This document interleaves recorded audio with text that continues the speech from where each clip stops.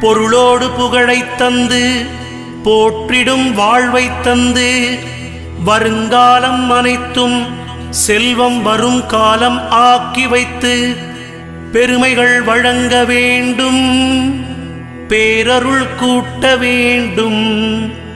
அருள்மிகு குருவே, உன்னை அடிபணிந்து வணங்குகின்றேன்.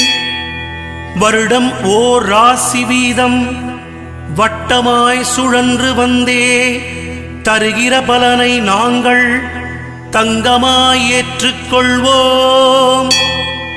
வருகிற நாட்களெல்லாம் வசந்தமாய் மாறுதற்கே அருள் தரும் உனது பார்வை அனுதினம் எமக்கு வேண்டும். குருவே, நீ பார்த்தால் போதும் கோடியாய் நன்மை சேரும்.